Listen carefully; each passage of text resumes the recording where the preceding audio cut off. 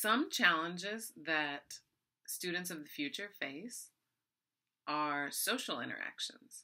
So I think some of the challenges right now are that students are using a lot of technology, almost to the point to where they're not communicating in person. They're texting or emailing. A lot of communication becomes distant, and people aren't using face-to-face as much.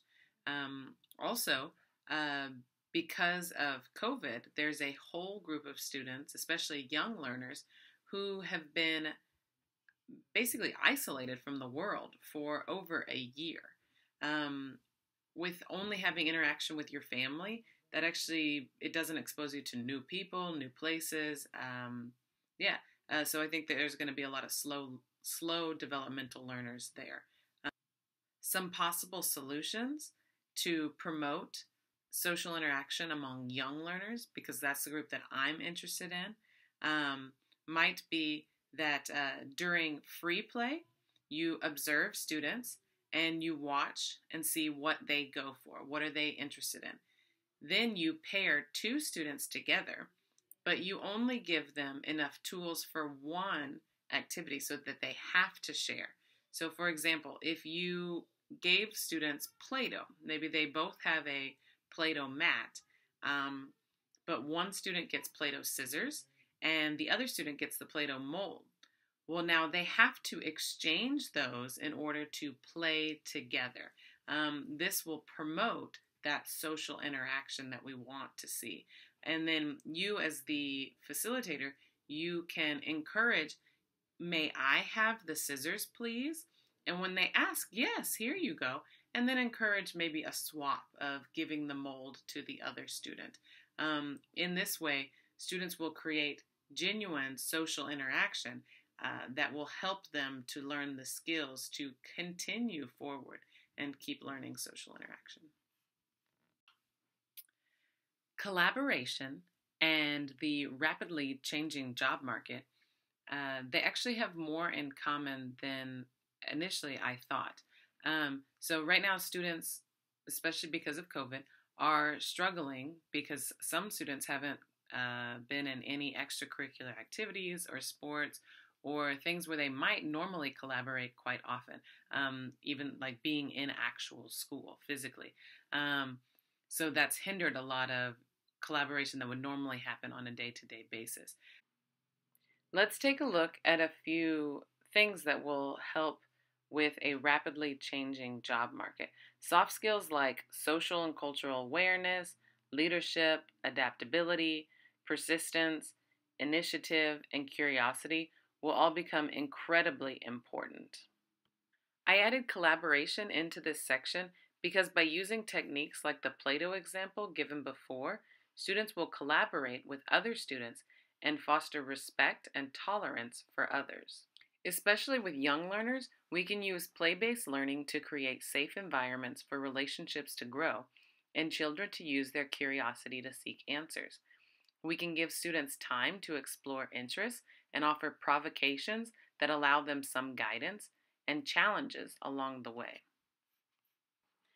Technology like the Osmo is also a part of the solution for preparing our young learners for a future workforce. It helps to build digital literacy with basic coding for young learners. It also promotes hands-on experiences with new and emerging technology, which is a key aspect in setting up our students for success in a future where technology is going to be rapidly changing. Self-advocacy is very important. I've actually come to think of it as being one of the most important struggles that students will deal with. The society right now in America where things are being promoted like talking over other people or disregarding others due to anything, being gender or race or ethnicity, it's not okay. So we have to teach our students, just like we teach them every other skill, we have to teach them to self-advocate. So there's 3 key points when teaching children to self-advocate.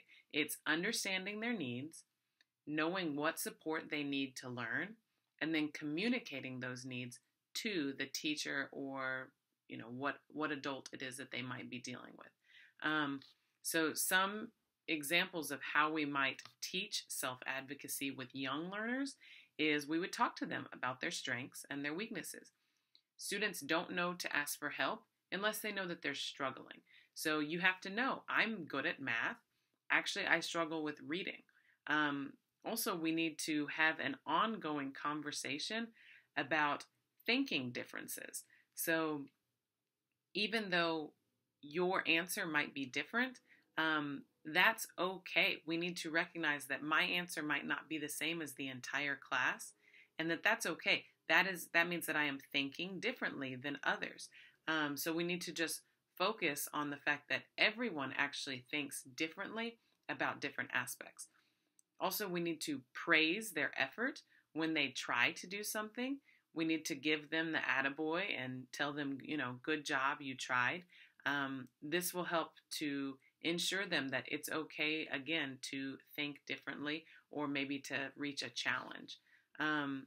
Also, students might need encouragement in taking up class accommodations.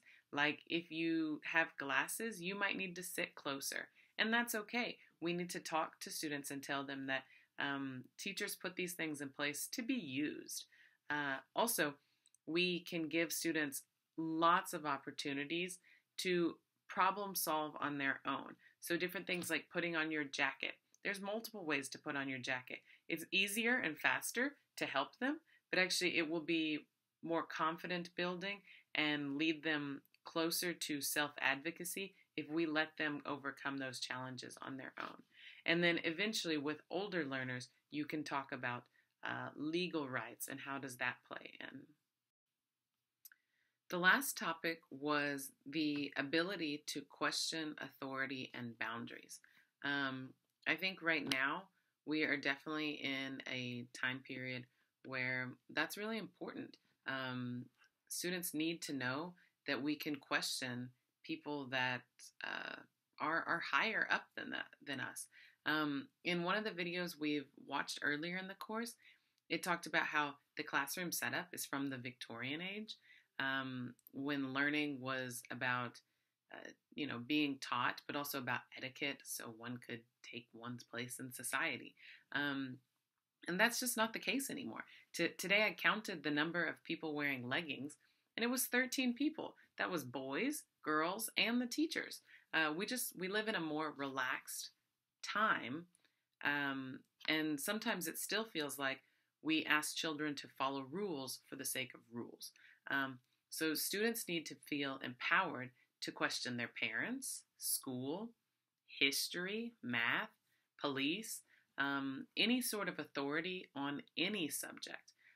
Through questioning things that seem known to us, hopefully they'll find the answers to things that we haven't yet figured out.